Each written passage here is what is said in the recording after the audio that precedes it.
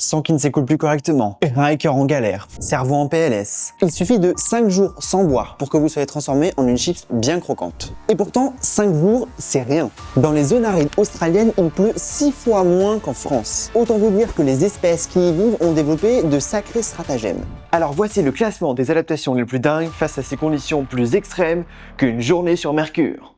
Enfin presque. En numéro 4, juste au pied du podium, c'est toute une famille d'adaptations qui est récompensée. Dès qu'on pratique une activité physique, on peut perdre plus de 2 litres d'eau pour réguler sa température par évaporation. Et ça, dans le désert, c'est fatal. Les animaux du désert ont donc leurs atouts pour réguler leur température sans transpirer. Pour le chat des sables et le fennec, ça passe par un pelage très clair. Il agit comme le pare-soleil réfléchissant qu'on met sur le pare-brise de la voiture avant d'aller à la plage l'été. Et ces deux espèces ont aussi de grandes oreilles. Elles permettent de se débarrasser de la chaleur produite par leur corps sans transpirer. Et donc, sans perdre d'eau. Et les plantes ont aussi ce genre d'adaptation. Enfin, pas les oreilles. Sauf qu'elles ont quand même besoin du soleil pour faire la photosynthèse. Normalement, ce processus a lieu à la surface des feuilles. Mais quand le soleil vous grille plus vite qu'un poivron sur un barbecue, c'est pas idéal. Les plantes cailloux du sud de l'Afrique ont donc une astuce. Elles sont quasi intégralement enterrées dans le sol. Seules 2 petites feuilles qui ressemblent à des cailloux sont à la surface. Et ces feuilles ont des fenêtres. Alors, je parle pas de baies vitrées. Ces fenêtres sont un tissu particulier de la plante qui laisse passer la lumière. Les rayons du soleil frappent alors le fond de la feuille et c'est là que la photosynthèse aurait lieu. Ces fenêtres permettraient donc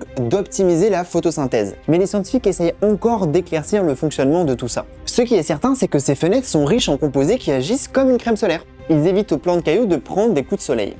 Avant de vous dévoiler notre médaille de bronze, vous savez ce qui ferait de vous des produits vivants ? Eh bien, c'est de vous abonner à cette chaîne et de laisser un petit commentaire avec votre adaptation préférée. Et maintenant que cette courte pause publicitaire est terminée, place à la 3e marche du podium. Qui dit peu de pluie ne veut pas dire absence d'humidité, notamment dans le sol. Et le lézard cornu d'Australie en profite. S'il vous plaît, on ne juge pas le physique. Ces écailles cachent un réseau de paille très fine. Ce réseau fonctionne grâce à la capillarité, comme ici. Au contact d'un petit réservoir d'eau ou de sable humide, l'eau remonte dans ce réseau jusqu'à sa bouche, ce qui lui permet de boire. Et ce lézard se prend aussi parfois pour une taupe. Il creuse le sable et se le balance sur le dos. La gravité faciliterait alors l'absorption de l'eau par ce réseau de paille. Mais il y a mieux que ce petit lézard. Voici la 2e place. Vos cellules sont composées en grande partie d'eau. Mais l'eau n'est pas que le milieu dans lequel nage l'ADN et la machinerie cellulaire. L'eau est aussi impliquée dans les réactions chimiques de la cellule. Quand votre corps utilise du sucre pour produire de l'énergie, il produit aussi du CO2 et de l'eau. 100 g de sucre donne environ 60 g d'eau.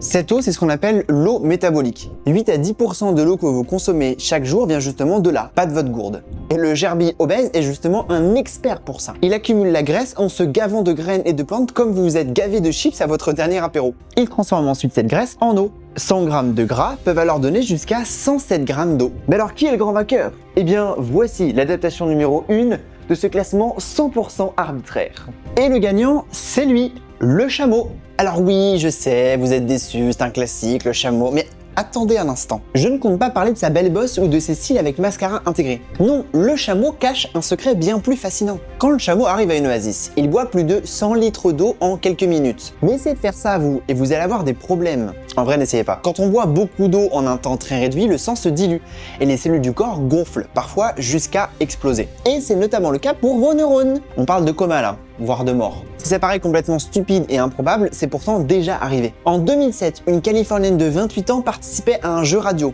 Il fallait boire le plus d'eau. Elle en est morte. Ça, c'était pour une Wii, qu'elle n'a même pas gagné vu qu'elle a fini seconde. Et après, certains disent qu'on est le summum de l'évolution. Alors que le chameau aurait gagné facilement la Wii grâce à ses globules rouges. Quand le chameau boit de grandes quantités d'eau, ses globules rouges l'absorbent. Le reste de son organisme n'est pas impacté. Et à l'inverse, quand il n'a plus d'eau, les globules rouges deviennent ovales pour mieux circuler dans le sang plus épais.